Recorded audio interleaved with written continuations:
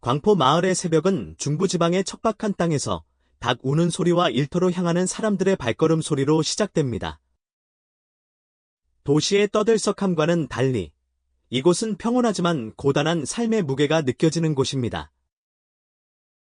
붉은 흙길이 마을을 감싸고 푸르른 논과 삶이 멈춘 듯한 초라한 초가집들을 지나갑니다. 그런 풍경 속에서 12살의 민호가 나타납니다. 깡마르고 왜소한 체격, 햇볕에 그을린 검은 피부, 땀에 젖은 낡은 삿갓이 그의 모습입니다. 복권 판매를 위해 쓰는 낡은 자전거가 그의 가장 소중한 재산입니다. 삐걱거리는 바퀴 소리는 이곳 사람들에게 익숙한 아침의 풍경이 되었습니다. 민호는 마을 끝자락 초가집에서 할머니와 함께 살고 있습니다. 할머니는 민호의 유일한 가족이자 늙고 허약하지만 깊은 사랑으로 민호를 보살피려 애쓰십니다. 민호의 부모님은 그가 어릴 적 교통사고로 돌아가시고 할머니와 손자는 서로 의지하며 살아가고 있습니다. 민호야, 오늘따라 일찍 나서는구나.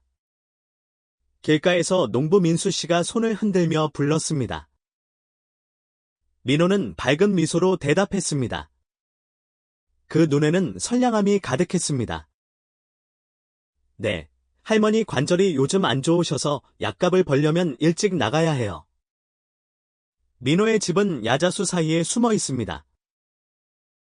멀리서 보면 낡은 초가지붕은 찢겨 있고 비가 많이 오면 온 집 안으로 빗물이 쏟아집니다.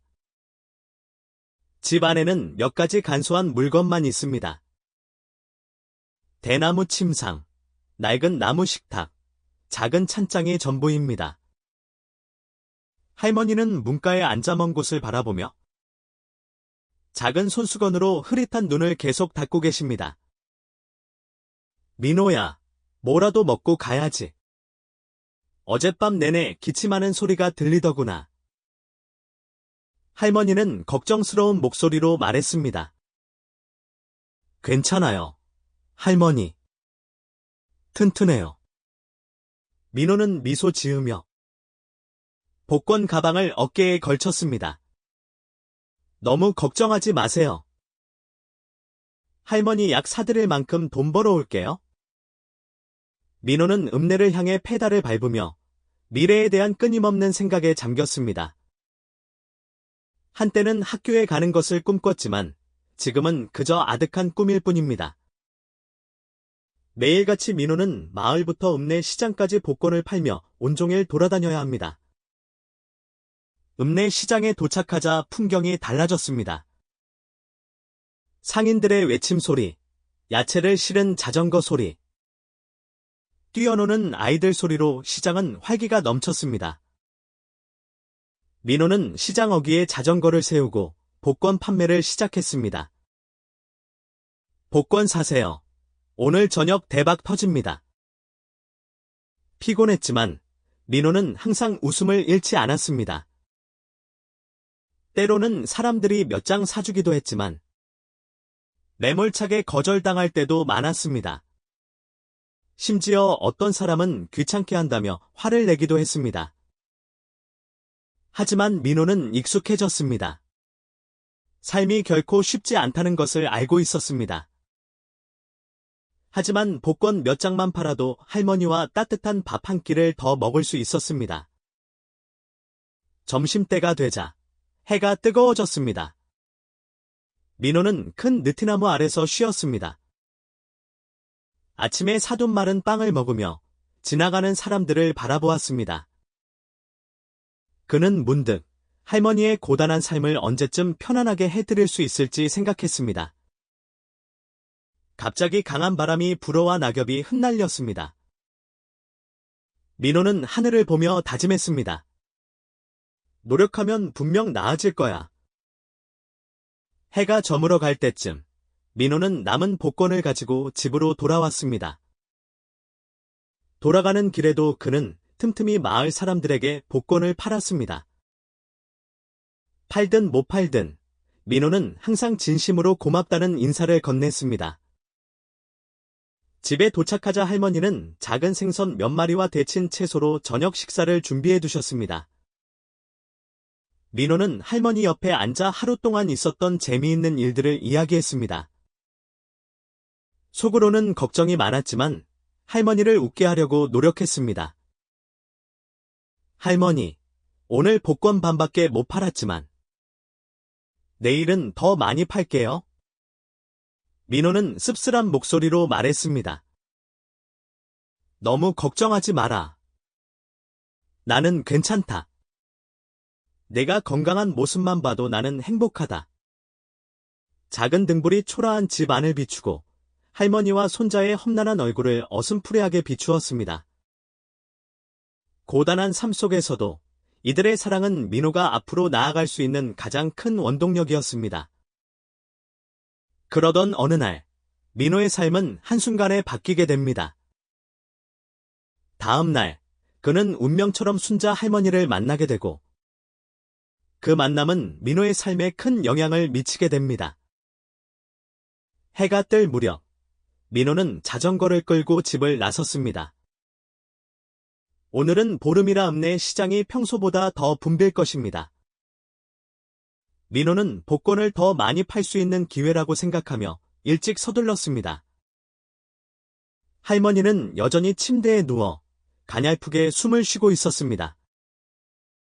민호는 할머니에게 이불을 덮어주고 조용히 문을 닫았습니다. 마을에서 읍내로 가는 길은 울퉁불퉁했습니다. 양옆으로는 드문드문 서 있는 나무들이 길 위에 얼룩덜룩한 그림자를 드리웠습니다. 민호는 자전거를 천천히 몰면서 할머니 약 사드릴 만큼 돈을 벌 수 있을지 걱정했습니다. 가난에 익숙해졌지만 그는 절대 포기하지 않았습니다. 읍내 시장 어귀에 도착한 민호는 자전거를 세우고 복권 판매를 시작했습니다. 시장은 사람들로 북적였습니다. 상인들이 서로를 부르고 물건을 사라는 소리가 끊이지 않았습니다. 민호는 물건들 사이를 비집고 다니며 손에 든 복권을 팔았습니다. 복권 사세요. 오늘 저녁 대박납니다. 뜨거운 햇볕 아래서도 민호는 웃음을 잃지 않았습니다. 몇몇 사람들이 그를 돕기 위해 복권을 사주었지만 냉정하게 거절하는 사람도 많았습니다. 민호는 낙담하지 않았습니다. 복권 몇 장만 더 팔아도 할머니 약을 살 수 있다는 것을 알았기 때문입니다. 해가 서서히 기울어질 때쯤 민호는 큰 느티나무 아래에서 잠시 쉬었습니다. 그는 가방에서 마른 빵을 꺼내 조용히 먹었습니다. 그의 눈은 분주하게 지나가는 사람들을 향했습니다. 모두 바쁘게 자신의 삶을 살아가고 있었습니다. 생각에 잠겨있던 민호는 문득 맞은편 나무 그늘 아래 앉아있는 선자 할머니를 발견했습니다. 할머니는 낡은 한복을 입고 색이 바랜 삿갓을 쓰고 있었습니다. 흐릿한 눈으로 허공을 바라보고 있었습니다. 옆에는 몇 푼 안 되는 돈이 담긴 플라스틱 그릇이 있었습니다. 민호는 넋을 놓고 할머니를 바라봤습니다. 할머니는 마치 그 풍경의 일부가 된 듯 가만히 앉아 있었습니다. 아무도 그녀에게 관심을 주지 않았고 사람들은 바쁘게 지나갈 뿐이었습니다. 민호의 마음속에 안타까움이 차올랐습니다. 그는 손에 든 마른 빵을 보다가 할머니를 바라보았습니다. 더 이상 생각할 겨를도 없이 그는 자리에서 일어나 길을 건넜습니다. 할머니, 배고프세요? 민호가 조심스럽게 물었습니다. 할머니는 천천히 고개를 들었습니다. 흐릿한 눈으로 민호의 목소리가 들리는 곳을 바라보았습니다. 배는 고프지만 익숙하단다. 아가. 할머니는 떨리는 목소리로 미소 지었습니다. 민호는 돈을 꺼내 가게로 달려가 빵과 물을 사왔습니다. 이거 드세요. 이렇게 더운데 뭐라도 드셔야 힘이 나죠. 민호는 할머니에게 빵을 건넸습니다. 할머니는 떨리는 손으로 빵을 받아들고 조용히 눈물을 훔쳤습니다. 고맙다. 이렇게 누가 사주는 건 정말 오랜만이구나. 민호는 할머니 옆에 앉아 조용히 할머니가 빵을 먹는 모습을 바라보았습니다. 작은 행동이었지만 그는 누군가를 도울 수 있어 행복했습니다. 아가, 이름이 뭐냐? 할머니는 빵을 다 먹고 나서 물었습니다. 저는 민호예요. 할머니를 모시고 살려고 복권을 팔아요. 민호는 미소 지었습니다. 마음씨가 참 곱구나. 나는 선자라고 해 옆 동네 사람이지만 지금은 갈 곳이 없어서 길거리에서 지낸단다. 할머니의 이야기를 들으며 민호의 마음은 아팠습니다. 그는 갈 곳이 없다는 것이 얼마나 힘든 일인지 상상조차 할 수 없었습니다. 할머니의 모습에서 그는 늙고 외로운 할머니의 모습을 보았습니다. 할머니, 저희 집에 같이 가실래요? 할머니는 아주 착하셔서 할머니를 좋아하실 거예요. 민호는 제안했지만 선자 할머니는 고개를 저었습니다. 내게 폐를 끼치고 싶지 않다. 난 괜찮다. 이렇게 도와준 것만으로도 고맙다. 민호는 할머니를 설득하지 않았습니다. 그녀에게 나름의 이유가 있다는 것을 알았습니다. 하지만 민호의 마음속에는 이미 선자 할머니와의 특별한 연결고리가 생겼습니다. 그날 이후 민호는 매일 복권을 팔고 난 후 선자 할머니를 찾아갔습니다. 때로는 빵을 주고 때로는 떡을 나누었습니다. 돈은 얼마 없었지만 그는 항상 자신이 가진 것을 나누려고 애썼습니다. 민호를 만날 때마다 선자 할머니는 온화하게 웃었습니다. 할머니는 민호에게 어렸을 때 살던 마을 이야기, 젊었을 적 이야기를 해주었습니다. 민호는 그런 이야기를 듣는 것을 좋아했습니다. 마치 할머니의 이야기들은 한 권의 살아있는 책과 같았습니다. 민호와 선자 할머니의 감정은 점점 깊어졌습니다. 할머니는 민호에게 단순한 지나가는 사람이 아닌 삶에서 없어서는 안 될 중요한 존재가 되었습니다. 민호는 할머니를 돕는 것이 마치 가족을 돌보는 것 같았습니다. 하지만 그는 한편으로 죄책감에 시달렸습니다. 할머니를 도울 때마다 할머니를 돌볼 돈이 줄어들었기 때문입니다. 할머니가 물어볼 때마다 민호는 웃으며 대답했습니다. 잘 팔고 있어요. 할머니도 즐거워요. 저도 행복해요. 민호는 모든 것을 말하지 않았지만 할머니는 알고 있었고 그저 사랑스러운 눈빛으로 손자를 바라볼 뿐이었습니다. 세월은 계속 흘러갔고 어느 날 선자 할머니는 갑자기 사라졌습니다. 민호의 마음속에는 커다란 공허함만이 남았습니다. 하지만 민호는 알지 못했습니다. 이 우연처럼 보이는 만남이 그의 삶을 영원히 바꿀 거대한 여정의 시작이라는 것을요. 며칠 후, 민호는 여전히 시장에 가면 매일 아침 느티나무 아래에 들렀습니다. 그는 선자 할머니가 거기 앉아 있기를 바랐습니다. 그곳에서 할머니를 보면 이상하게도 마음이 따뜻해졌습니다. 그들은 많은 이야기를 나누지 않았지만 민호의 존재는 할머니에게 정신적으로 큰 지지가 되었습니다. 왔느냐, 민호야. 민호가 자전거를 세우는 소리를 듣자 선자 할머니는 미소 지었습니다. 네, 오늘은 일찍 복권을 팔아서 할머니 보러 왔어요.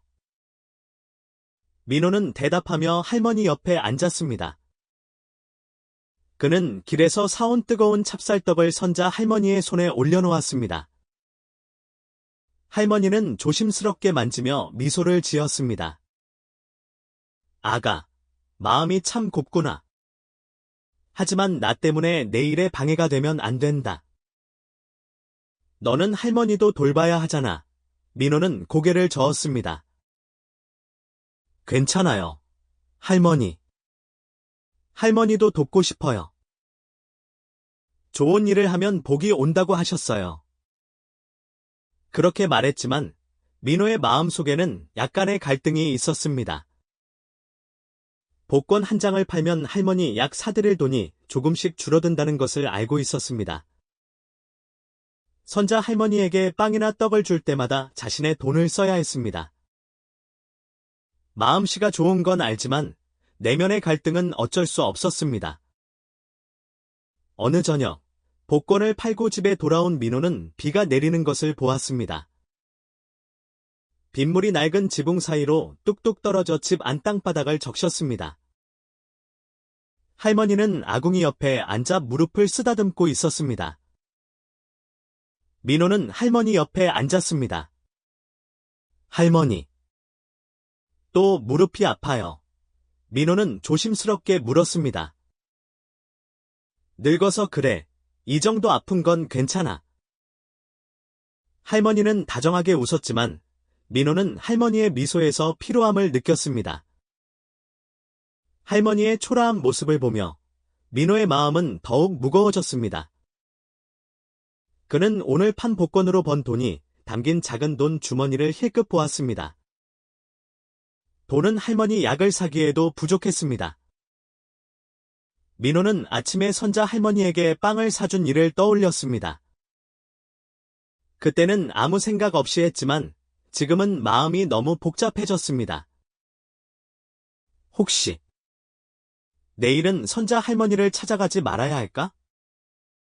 민호의 머릿속에 이런 생각이 스쳤고 그는 멈칫했습니다. 다음 날 아침, 민호는 평소처럼 자전거를 타고 시장으로 향했습니다.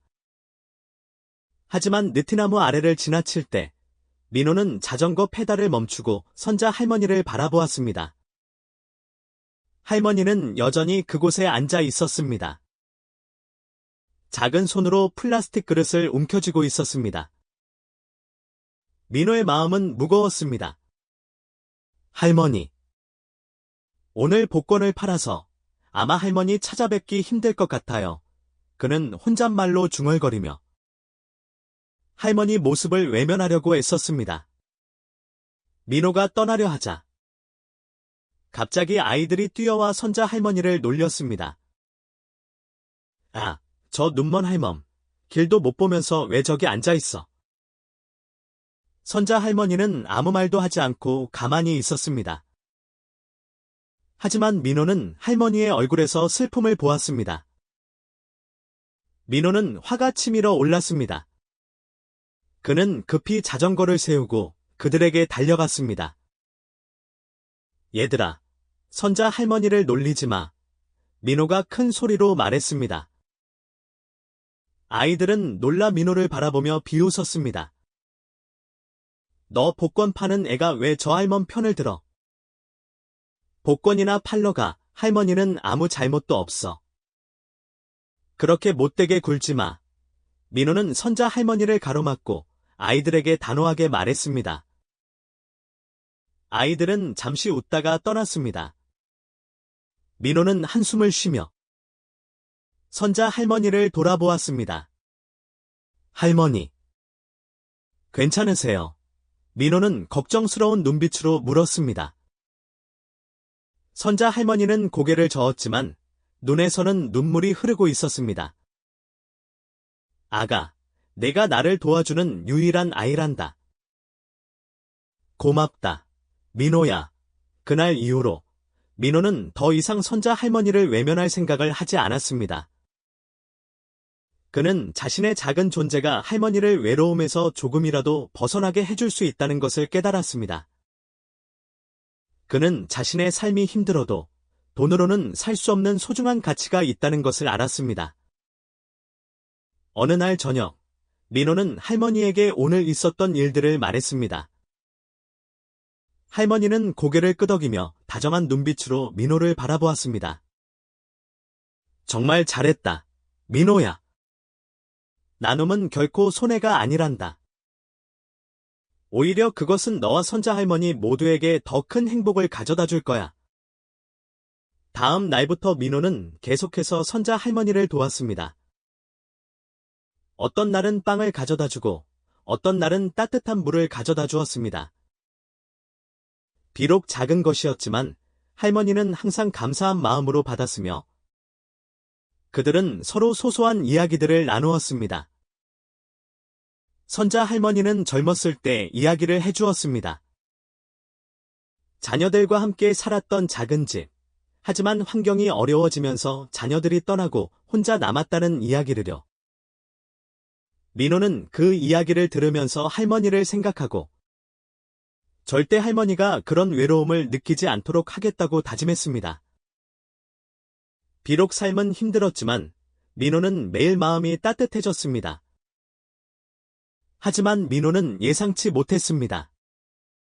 갑자기 할머니가 사라지고 그의 삶이 크게 바뀔 것이라는 것을요. 어느 날 아침, 날씨는 쌀쌀했고 안개가 마을 길을 뒤덮었습니다. 민호는 평소보다 일찍 서둘러 집을 나섰습니다. 오늘은 어제 할머니가 끓여놓은 닭죽을 선자 할머니에게 가져다 주기로 한 날입니다.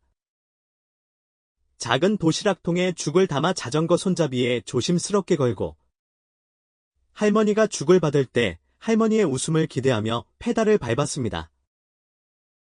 읍내 시장에 도착한 민호는 서둘러 복권을 몇 장 팔았습니다. 그리고 할머니가 항상 앉아있던 느티나무 아래를 향했습니다. 하지만 그곳에는 아무도 없었습니다. 할머니의 플라스틱 그릇과 낡은 겉옷조차도 없었습니다.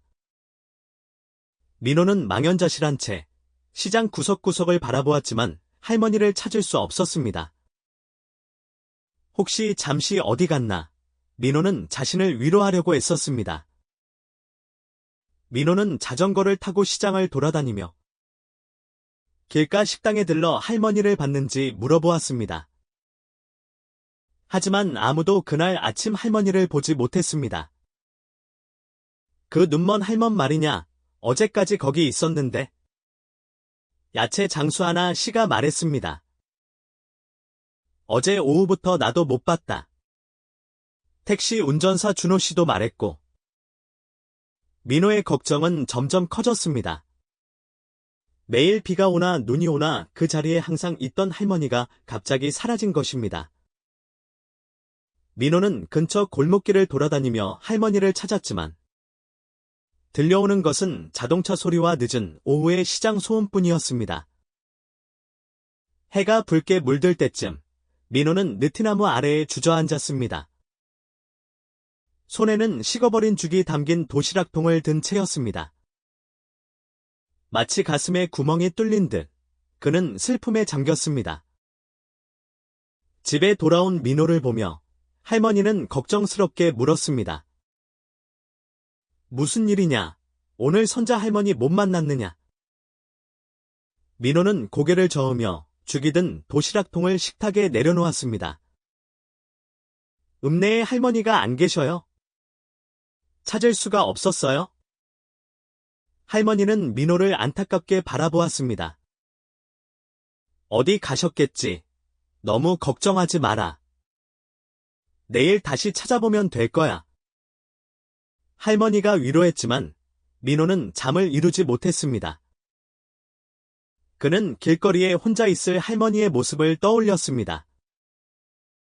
다음 날 아침, 민호는 다시 시장으로 향했습니다. 어제 일이 꿈이기를 바라면서 선자 할머니가 다시 느티나무 아래에 앉아있기를 바랐습니다. 하지만 할머니가 앉던 자리는 여전히 비어 있었습니다. 민호는 다시 시장을 돌아다니며 할머니를 찾았지만 모두 고개를 저을 뿐이었습니다. 오후가 되자 민호는 동사무소에 찾아가 할머니의 실종을 신고했습니다. 경찰은 민호의 이야기를 듣고 고개를 끄덕였습니다. 알겠습니다. 확인해 보겠습니다. 하지만 할머니에게 가족이 없으니 찾기 어려울 겁니다. 혹시 소식이 있으면 알려드리겠습니다. 민호는 고맙다는 인사를 하고 돌아섰습니다. 며칠 동안 민호는 여전히 느티나무 아래를 지나갔지만 그곳에는 아무도 없었습니다. 민호의 희망은 점점 희미해져 갔습니다. 복권을 팔 때마다 민호는 혹시나 하고 할머니를 찾았지만 그 자리는 비어있을 뿐이었습니다. 어느 날 오후, 민호가 복권을 팔고 있을 때 길가에 있던 아주머니가 민호를 불렀습니다. 얘야, 이리 와봐. 민호는 급히 달려갔습니다. 혹시 선자 할머니 보셨어요? 아주머니는 한숨을 쉬며 물을 따랐습니다. 들으니 누가 데려갔다고 하더라. 아마 가족인 것 같은데. 고향으로 데려갔다고 하더군. 민호의 마음은 가라앉았습니다. 할머니에게 가족이 있었다고. 민호는 의아한 눈으로 물었습니다. 나도 잘 모르겠다. 가게 사람들이 말하는 것을 들었을 뿐이야. 하지만 가족이 그렇게 할머니를 그냥 놔두었을 리가 없는데. 민호는 무거운 마음으로 집으로 돌아갔습니다. 할머니에게 정말 가족이 있다면 왜 그동안 시장에서 지냈을까? 왜 이제야 나타났을까? 어떤 이유든 민호는 상실감을 느꼈습니다. 할머니가 어디 있는지, 편안하게 지내고 있는지 알 수 없었습니다. 다음 날부터 민호는 다시 복권을 팔았지만 느티나무 아래를 지나갈 때마다 마음이 무거웠습니다. 그는 그 만남이 자신의 삶에 큰 영향을 주었다는 사실을 알 수 있었습니다. 민호는 할머니를 잊을 수 없었습니다. 세월이 흘러가고 민호의 삶이 안정될 때쯤 한 남자가 민호의 집 앞에 나타났습니다. 그 남자는 민호의 삶을 송두리째 뒤바꿀 소식을 가져왔습니다. 어느 늦은 오후, 비가 오기 직전 하늘이 어두워졌습니다. 민호는 복권을 팔고 집으로 돌아와 마당을 정리하고 있었습니다. 할머니는 오래된 의자에 앉아 바람을 느끼고 있었습니다. 평화로운 공기가 초가지봉을 덮고 있었습니다. 갑자기 대문에서 누군가 불렀습니다. 누구 계십니까? 민호가 쳐다보니 낯선 중년 남자가 서 있었습니다. 그는 깔끔한 옷을 입었지만 낡고 빛이 바랜 옷을 입고 있었습니다. 그는 진지한 표정을 짓고 있었지만 눈은 선했습니다. 안녕하세요. 누구 찾으세요? 민호는 공손하게 물으며 손님을 맞이했습니다. 그 남자는 잠시 민호를 바라보다가 한숨을 내쉬었습니다. 내가 민호냐? 복권 파는 아이. 네, 맞습니다. 누구세요? 남자는 살짝 미소 지으며 할머니 앞에 있는 의자에 앉았습니다. 그리고 손에 들고 있던 모자를 벗고 조심스러운 목소리로 말했습니다. 나는 광수라고 한다. 선자 할머니의 오랜 친구지. 할머니를 대신해서 할 말이 있어. 선자 할머니의 이름이 나오자 민호의 심장이 빠르게 뛰었습니다. 선자 할머니요. 할머니는 어디 계세요? 제가 아무리 찾아도 못 찾았는데. 광수 씨는 고개를 숙이며 슬픔에 잠긴 목소리로 말했습니다. 선자 할머니는 이미 돌아가셨단다. 그 말은 비수처럼 민호의 마음을 찔렀습니다. 민호는 손을 떨며 의자를 붙잡았습니다. 할머니가 돌아가셨다고요. 민호는 믿을 수 없다는 듯 되물었습니다. 할머니는 민호의 어깨에 손을 얹고 눈빛에는 슬픔이 가득했습니다. 할머니는 한 달 전에 돌아가셨다. 하지만 떠나기 전에 내게 이 편지를 전해달라고 부탁하셨지. 광수 씨가 조용한 목소리로 말했습니다. 민호는 두 손을 꽉 쥐고 앉았습니다. 그는 광수 씨의 말이 마음속에 스며들도록 기다렸습니다. 할머니는 돌아가시기 전에 내게 편지 한 통과 작은 재산을 남기셨다. 광수 씨는 가방에서 봉투 하나를 꺼내 식탁 위에 올려놓았습니다. 할머니는 내가 마지막까지 곁에 있어 주어서 고마워했고, 내게 자신이 가진 모든 것을 주고 싶어 하셨단다. 민호는 봉투를 바라보았습니다. 그는 가난했던 선자 할머니가 무슨 재산을 남겼다는 것인지 이해할 수 없었습니다. 민호는 떨리는 손으로 봉투를 열었습니다. 할머니의 떨리는 글씨가 보였습니다. 글자 하나하나가 민호의 마음에 깊이 와닿았습니다. 민호야. 지난 시간 동안 내 옆에서 함께해줘서 고맙다. 너와 함께 나눈 소박한 밥상과 따뜻한 이야기들 덕분에 행복했단다. 나는 가진 것이 없지만 오랫동안 간직해온 작은 땅을 내게 남기려고 한다. 그 땅은 내가 너에게 줄 수 있는 작은 선물이며 내가 그 땅으로 의미 있는 일을 해주기를 바란다. 내 할머니를 잘 보살펴드리고 좋은 사람으로 살아가거라. 선자가 편지를 다 읽고 민호는 눈물을 글썽이며 광수 씨를 바라봤습니다. 할머니께 땅이 있었나요? 광수 씨는 고개를 끄덕이며 서류 뭉치를 꺼내 민호에게 건넸습니다. 이것이 땅 문서다. 아주 작은 땅이지만 할머니는 항상 소중하게 간직하고 있었지. 할머니는 그것이 가족의 마지막 유품이라고 하셨어. 하지만 할머니는 그 땅을 헛되이 두는 것을 원치 않으셨어. 민호는 손에 든 서류들을 바라보며 표현할 수 없는 감정에 휩싸였습니다. 선자 할머니는 떠났지만 그는 민호에게 모든 것보다 더 큰 가치를 남겨주었습니다. 그날 밤, 민호는 할머니 옆에 앉아 말없이 등불만 바라보았습니다. 민호는 조심스럽게 할머니의 편지를 탁자 위에 올려놓았습니다. 그리고 땅 서류들을 옆에 두었습니다. 할머니. 선자 할머니가 돌아가셨어요. 하지만 할머니는 절 생각하고 땅을 남겨주셨어요. 민호는 먼 곳을 바라보며 조용히 말했습니다. 할머니는 한숨을 쉬며 안타까운 눈빛으로 말했습니다. 할머니는 외로운 삶을 살았지만 내 덕분에 마지막 순간까지 행복했을 거다. 민호는 손에 든 서류를 바라보았습니다. 감사함과 동시에 혼란스러움이 밀려왔습니다. 그는 그 땅으로 무엇을 해야 할지 알 수 없었습니다. 며칠 후, 광수 씨가 민호의 집을 다시 방문했습니다. 그 땅으로 뭘 할지 생각해 봤느냐? 광수 씨는 마당에 앉아있는 민호에게 물었습니다. 민호는 광수 씨를 바라보며 어떤 생각이 떠올랐다는 듯 눈을 빛냈습니다. 아저씨, 그곳에 작은 집을 지으려고요. 외로운 할머니처럼 갈 곳 없는 사람들을 위해 쉴 수 있는 곳을 만들고 싶어요. 광수 씨는 놀랐지만 만족스러운 듯 미소를 지었습니다. 좋은 생각이다, 민호야. 선자 할머니도 자랑스러워할 것이다.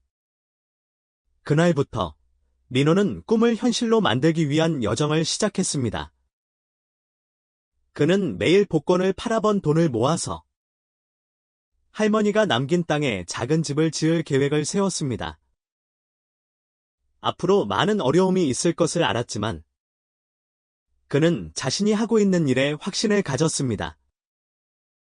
그는 선자 할머니가 준 것은 단순한 선물이 아닌 책임을 다해 지켜나가고 전파해야 할 가치라는 것을 알았습니다. 그 작은 땅은 단순한 기억의 일부가 아닌 민호의 마음속에서 희망의 빛을 뿜어내는 장소가 될 것입니다. 광수 씨와 대화를 나눈 후 민호는 선자 할머니가 남긴 땅의 의미를 더욱 깊이 느꼈습니다. 비록 작고 초라하지만 민호에게는 소중한 유산이자 믿음과 사랑이 담긴 선물입니다. 다음 날 해가 뜨자마자 민호는 손에 땅 사용 허가서를 든 채 할머니 옆에 앉았습니다. 할머니, 할머니가 주신 땅에 작은 집을 지으려고 해요. 갈 곳 없는 외로운 할머니들을 위한 곳을요. 민호는 의지를 담아 말했습니다. 할머니는 자랑스러우면서도 걱정스러운 눈빛으로 손자를 바라보았습니다. 민호야, 생각은 참 좋지만 우리처럼 가난한 사람이 어떻게 집을 지을 수 있겠니? 민호는 아무 말도 하지 못했습니다. 민호는 할머니가 옳다는 것을 알았습니다. 부모님을 여의고 할머니와 근근히 살아가고 있는 상황에 다른 사람을 위한 집을 지을 돈이 있을 리가 없었습니다. 하지만 민호는 선자 할머니에게 받은 유산에 대한 열정이 있었습니다. 그는 그 꿈을 포기할 수 없었습니다. 할머니, 일단 작은 것부터 시작해 볼 수 있어요. 지금 당장 큰 집을 지을 필요는 없어요. 그냥 지프로 만든 작은 지붕만 있어도 비바람을 피할 수 있을 거예요. 할머니는 그런 민호를 바라보며 고개를 끄덕였습니다. 민호는 꿈을 현실로 바꾸기 위해 노력했습니다. 다음 날부터 복권을 팔고 돌아온 후 민호는 선자 할머니의 땅으로 향했습니다. 그곳은 민호의 집에서 자전거로 30분 거리에 있는 작은 땅이었습니다. 풀이 무성하게 자라 있었고 개울가에 자리 잡고 있었습니다. 민호는 그곳에서 바람을 느끼며 마을 사람들을 위한 작은 집을 상상했습니다. 하지만 시작은 쉽지 않았습니다. 첫날, 민호는 작은 손으로 풀을 뽑고 땅을 깨끗하게 정리했습니다. 아침부터 저녁까지 땀을 흘렸지만 항상 웃음을 잃지 않았습니다. 마을 사람들은 그런 민호를 보며 신기해했습니다. 그저 복권을 파는 가난한 아이가 어떻게 이런 큰 일을 할 수 있을까 생각했습니다. 하지만 민호는 포기하지 않았습니다. 다음 날부터 그는 마을 사람들에게 버려진 짚을 얻고 쓰러진 나무를 모아서 집의 골격을 만들기 시작했습니다. 때로는 광수 씨가 와서 민호를 도와주었습니다. 선자 할머니의 오랜 친구였던 그는 민호의 열정을 이해하고 도왔습니다. 잘하고 있다, 민호야. 예전에 선자 할머니는 내 덕분에 살았지만 이제 내가 그 마음을 다시 전파하는구나. 광수 씨는 민호의 어깨를 두드리며 격려했습니다. 하지만 집을 짓는 것은 쉬운 일이 아니었습니다. 민호는 곧 마을 사람들의 의심과 마주했습니다. 어느 날 오후, 민호가 지프로 지붕을 만들 때 한 중년 남자가 다가와 민호에게 물었습니다. 민호야, 집을 짓고 있다지? 네, 갈 곳 없는 사람들을 위한 집을 짓고 있어요. 남자는 못마땅한 듯 고개를 저었습니다. 좋은 생각이지만 내가 아직 어린아이인데 그런 걸 할 수 있겠어. 어른들도 힘든 일을 왜 내가 하려고 하니? 민호는 입술을 깨물고 고개를 숙였습니다. 어른들이 자신의 마음을 몰라주는 것 같았습니다. 그날 밤, 민호는 할머니 옆에 앉아서 걱정스러운 얼굴을 했습니다. 할머니, 제가 잘할 수 있을까요? 사람들은 제가 어리니까 그런 걸 할 수 없다고 생각해요. 할머니는 민호의 머리를 쓰다듬으며 말했습니다. 얘야, 다른 사람들이 믿지 않더라도 내 자신을 믿으면 된단다. 내 마음은 누구보다 크고 따뜻하잖니. 할머니의 말은 민호에게 큰 힘이 되었습니다. 다음 날, 민호는 다시 땅으로 가서 일을 시작했습니다. 작은 집이라도 언젠가는 완성될 것이라고 믿었습니다. 뼈대가 만들어지자 마을 사람들의 시선이 달라졌습니다. 민호의 끈기를 본 몇몇 사람들은 민호를 돕기 시작했습니다. 어떤 사람들은 짚을 가져다주고 다른 사람들은 나무를 주었습니다. 저 어린애가 결국 해내는구나. 한 농부는 감탄하며 중얼거렸습니다. 3달이 지나자 작은 집이 모습을 드러냈습니다. 크지는 않았지만 민호의 노력과 사랑이 가득 담겨 있었습니다. 집 앞에 작은 나무 판자를 걸고 그 위에 마을 사람들을 위한 희망의 집이라고 적었습니다. 그 단순한 팻말을 보며 할머니는 눈물을 글썽였습니다. 광수 씨는 미소 지으며 민호의 어깨를 두드렸습니다. 선자 할머니도 널 자랑스러워하실 거다. 희망의 집은 비록 작았지만 가난한 마을의 따뜻함과 끈기를 보여주는 상징이 되었습니다. 민호는 이곳에 누가 오게 될지 알지 못했지만 그들을 진심으로 맞이할 준비가 되어 있었습니다. 광수 씨와의 대화 후 민호는 선자 할머니가 남긴 땅에 대한 책임감을 더 느꼈습니다. 작지만 소중한 유산을 소중히 간직하고 널리 전하고 싶었습니다. 다음 날 아침, 민호는 할머니 옆에 앉아 낡은 흙집에서 작은 희망의 집을 바라봤습니다. 할머니는 집을 지켜보는 민호를 바라보며 미소를 지었습니다. 민호는 손에 든 땅 증명서를 바라보며 다짐했습니다. 할머니, 저는 선자 할머니 땅에 작은 집을 만들려고 해요. 외로운 사람들에게 따뜻한 곳을 마련해 줄 거예요. 민호는 단호한 목소리로 말했습니다. 할머니는 민호를 바라보며 자랑스러워하면서도 걱정스러운 눈빛을 보냈습니다. 민호야, 내 생각은 정말 훌륭하지만 우리처럼 가난한 사람이 어떻게 집을 지을 수 있겠니? 민호는 조용히 있었습니다. 그는 할머니의 말이 옳다는 것을 알고 있었습니다. 부모님도 없고 어렵게 생활하는 상황에서 어디서 돈을 구해서 집을 지을 수 있을까 생각했습니다. 하지만 민호의 마음은 확고했습니다. 작은 불꽃이 마음속에서 활활 타오르고 있었습니다. 그는 이 꿈을 포기할 수 없었습니다. 할머니, 우리는 작은 것부터 시작할 수 있어요. 지금 당장 큰 집을 지을 필요는 없어요. 그냥 작은 집 지붕만 있어도 괜찮아요. 비바람을 막아줄 수만 있다면요. 할머니는 손자를 보며 고개를 끄덕였습니다. 민호는 꿈을 현실로 만들기 위해 열심히 노력했습니다. 그날 이후 민호는 복권을 팔고 남은 시간에 선자 할머니의 땅으로 향했습니다. 집에서 자전거로 30분 정도 떨어진 곳에 있는 그 땅은 작은 풀밭이었고 개울가에 붙어 있었습니다.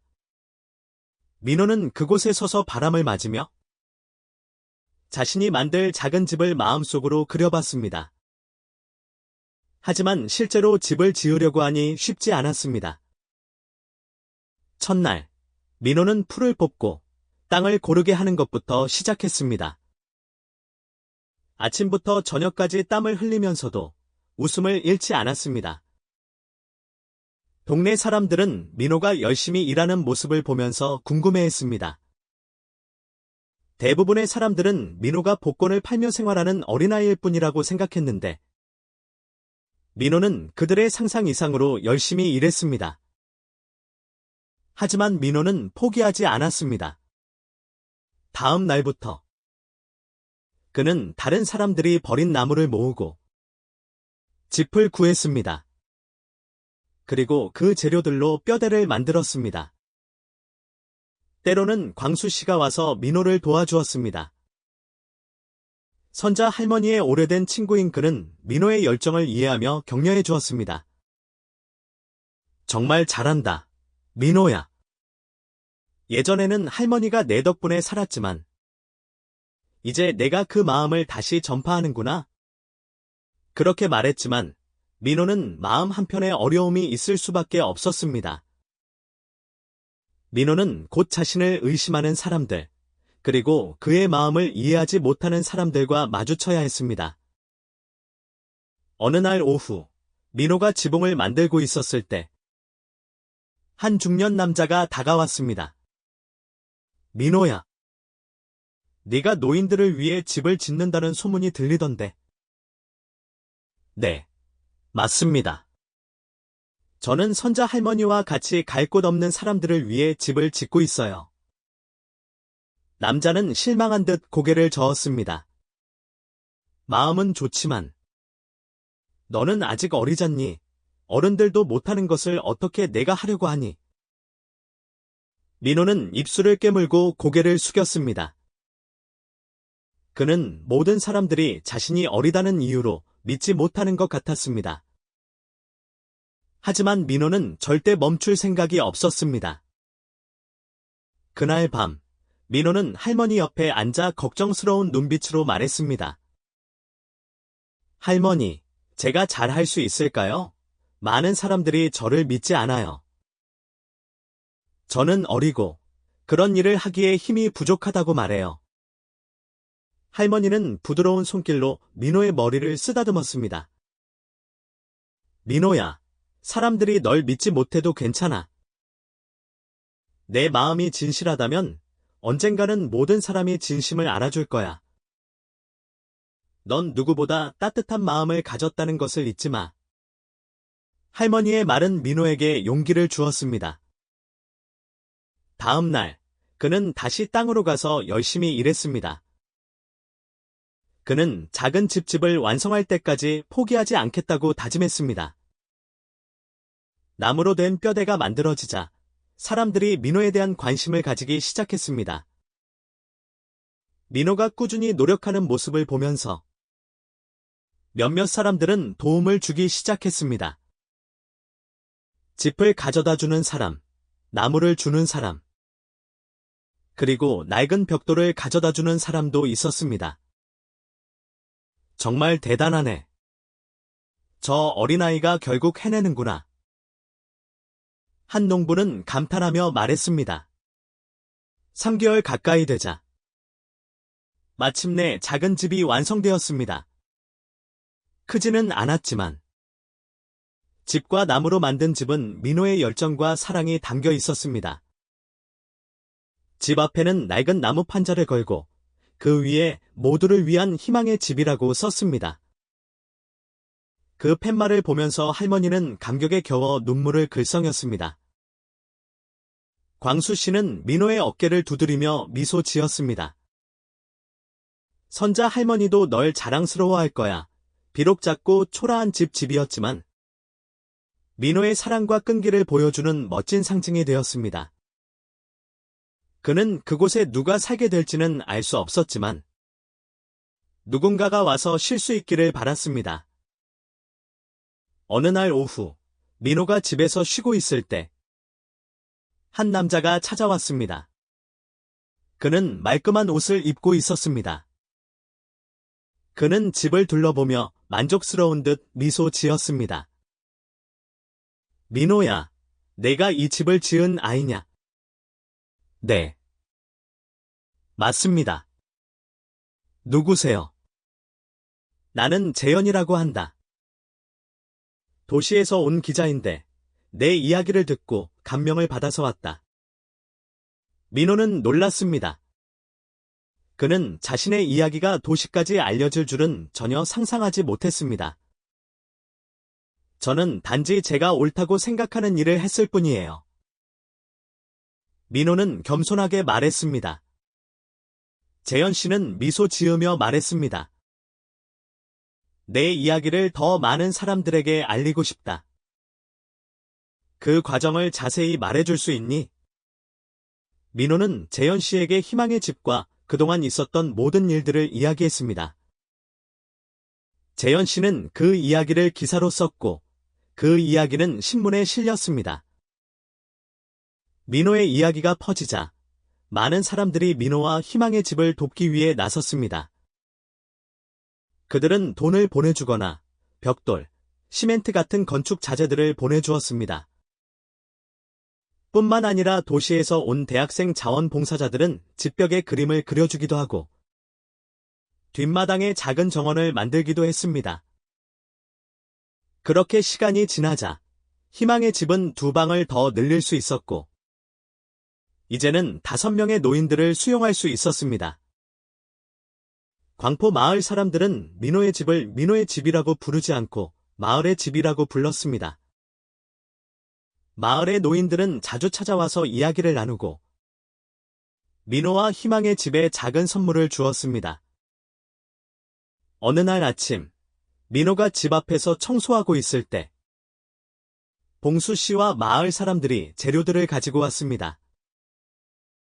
민호야, 며칠 전에 비가 많이 와서 집이 샜다는 소식을 들었다. 그래서 우리들이 집을 고쳐주려고 왔다. 봉수 씨가 밝게 웃으며 말했습니다. 네. 고맙습니다. 민호가 감격에 겨워 말했습니다. 봉수 씨는 웃으며 대답했습니다. 혼자 하지 마. 마을 사람 모두가 도울 거다. 우리 마을은 복권 파는 어린애가 모든 것을 다 하게 할 수는 없지 않느냐. 사람들은 모두 함께 협력하여 집을 고치고 더욱 튼튼하게 만들었습니다. 그렇게 몇 달이 흐르고 민호의 희망의 집은 어느덧 튼튼해져 있었습니다. 낡고 초라했던 모습은 사라지고 튼튼하고 밝은 집이 되었습니다. 그러던 어느 날, 비가 그치고 광수 씨가 집으로 찾아왔습니다. 민호야, 이제 이 집이 좀 더 멋있어질 때가 된 것 같구나. 광수 씨가 미소를 지으며 페인트통을 마당에 내려놓았습니다. 민호는 눈물을 글썽이며 광수 씨를 바라보았습니다. 예전에는 민호의 땅을 빼앗으려고 했던 사람이 이제는 민호에게 도움을 주고 있었습니다. 고맙습니다. 아저씨. 아니다. 너를 보면서 알게 된 게 있다. 때로는 돈보다 더 중요한 것이 있다는 것을 깨달았다. 시간이 흐르자 희망의 집은 마을의 상징이 되었습니다. 민호는 이곳에서 더 많은 사람들을 도울 수 있을 것이라고 믿었습니다. 어느 날 저녁, 민호는 마당에 앉아서 하늘을 바라보았습니다. 그가 하늘을 바라보며 생각하고 있을 때 할머니가 옆에 다가와 민호에게 말했습니다. 내가 이룬 일을 보니 마음이 벅차오른다. 그 아이에게서 받은 선물을 이렇게 좋은 일에 쓸 줄은 몰랐구나. 할머니는 흐뭇하게 웃으셨습니다. 민호는 하늘을 바라보면서 선자 할머니를 생각했습니다. 할머니, 제가 약속을 지켰어요. 저는 앞으로도 계속 더 많은 일을 할 거예요. 바람이 부드럽게 불어와 그 바람결에 실린 집 냄새는 마치 할머니의 목소리처럼 들려왔습니다. 희망의 집은 자꾸 낡았던 집집을 넘어 마을 전체를 연결하는 희망의 상징이 되었습니다. 광포 마을의 새벽은 중부지방의 척박한 땅에서 닭 우는 소리와 일터로 향하는 사람들의 발걸음 소리로 시작됩니다. 도시의 떠들썩함과는 달리 이곳은 평온하지만 고단한 삶의 무게가 느껴지는 곳입니다. 붉은 흙길이 마을을 감싸고 푸르른 논과 삶이 멈춘 듯한 초라한 초가집들을 지나갑니다. 그런 풍경 속에서 12살의 민호가 나타납니다. 깡마르고 왜소한 체격, 햇볕에 그을린 검은 피부, 땀에 젖은 낡은 삿갓이 그의 모습입니다. 복권 판매를 위해 쓰는 낡은 자전거가 그의 가장 소중한 재산입니다. 삐걱거리는 바퀴 소리는 이곳 사람들에게 익숙한 아침의 풍경이 되었습니다. 민호는 마을 끝자락 초가집에서 할머니와 함께 살고 있습니다. 할머니는 민호의 유일한 가족이자 늙고 허약하지만 깊은 사랑으로 민호를 보살피려 애쓰십니다. 민호의 부모님은 그가 어릴 적 교통사고로 돌아가시고 할머니와 손자는 서로 의지하며 살아가고 있습니다. 민호야, 오늘따라 일찍 나서는구나. 길가에서 농부 민수 씨가 손을 흔들며 불렀습니다.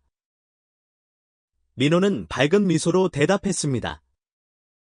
그 눈에는 선량함이 가득했습니다. 네, 할머니 관절이 요즘 안 좋으셔서 약값을 벌려면 일찍 나가야 해요. 민호의 집은 야자수 사이에 숨어 있습니다. 멀리서 보면 낡은 초가지붕은 찢겨 있고 비가 많이 오면 온 집 안으로 빗물이 쏟아집니다. 집 안에는 몇 가지 간소한 물건만 있습니다.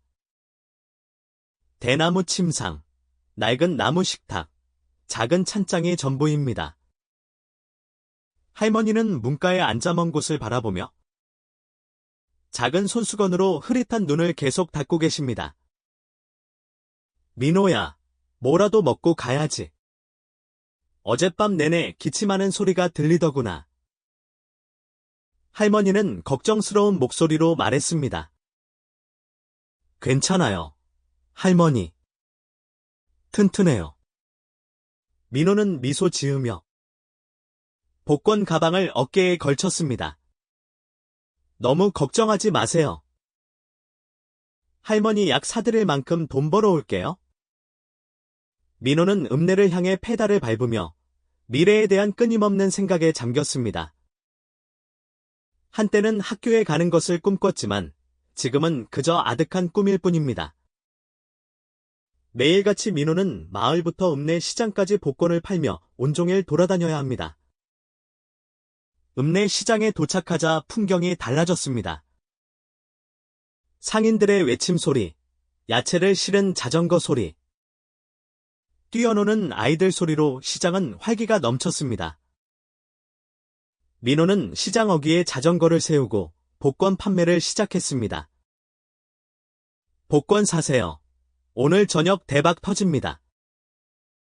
피곤했지만 민호는 항상 웃음을 잃지 않았습니다. 때로는 사람들이 몇 장 사주기도 했지만 매몰차게 거절당할 때도 많았습니다. 심지어 어떤 사람은 귀찮게 한다며 화를 내기도 했습니다. 하지만 민호는 익숙해졌습니다. 삶이 결코 쉽지 않다는 것을 알고 있었습니다. 하지만 복권 몇 장만 팔아도 할머니와 따뜻한 밥 한 끼를 더 먹을 수 있었습니다. 점심때가 되자 해가 뜨거워졌습니다. 민호는 큰 느티나무 아래서 쉬었습니다. 아침에 사돈 마른 빵을 먹으며 지나가는 사람들을 바라보았습니다. 그는 문득 할머니의 고단한 삶을 언제쯤 편안하게 해드릴 수 있을지 생각했습니다. 갑자기 강한 바람이 불어와 낙엽이 흩날렸습니다. 민호는 하늘을 보며 다짐했습니다. 노력하면 분명 나아질 거야. 해가 저물어 갈 때쯤 민호는 남은 복권을 가지고 집으로 돌아왔습니다. 돌아가는 길에도 그는 틈틈이 마을 사람들에게 복권을 팔았습니다. 팔든 못 팔든 민호는 항상 진심으로 고맙다는 인사를 건넸습니다. 집에 도착하자 할머니는 작은 생선 몇 마리와 데친 채소로 저녁 식사를 준비해 두셨습니다. 민호는 할머니 옆에 앉아 하루 동안 있었던 재미있는 일들을 이야기했습니다. 속으로는 걱정이 많았지만 할머니를 웃게 하려고 노력했습니다. 할머니, 오늘 복권 반밖에 못 팔았지만 내일은 더 많이 팔게요. 민호는 씁쓸한 목소리로 말했습니다. 너무 걱정하지 마라. 나는 괜찮다. 내가 건강한 모습만 봐도 나는 행복하다. 작은 등불이 초라한 집 안을 비추고 할머니와 손자의 험난한 얼굴을 어슴푸레하게 비추었습니다. 고단한 삶 속에서도 이들의 사랑은 민호가 앞으로 나아갈 수 있는 가장 큰 원동력이었습니다. 그러던 어느 날, 민호의 삶은 한순간에 바뀌게 됩니다. 다음 날, 그는 운명처럼 순자 할머니를 만나게 되고, 그 만남은 민호의 삶에 큰 영향을 미치게 됩니다. 해가 뜰 무렵, 민호는 자전거를 끌고 집을 나섰습니다. 오늘은 보름이라 읍내 시장이 평소보다 더 붐빌 것입니다. 민호는 복권을 더 많이 팔 수 있는 기회라고 생각하며 일찍 서둘렀습니다. 할머니는 여전히 침대에 누워 가냘프게 숨을 쉬고 있었습니다. 민호는 할머니에게 이불을 덮어주고 조용히 문을 닫았습니다. 마을에서 읍내로 가는 길은 울퉁불퉁했습니다. 양옆으로는 드문드문 서 있는 나무들이 길 위에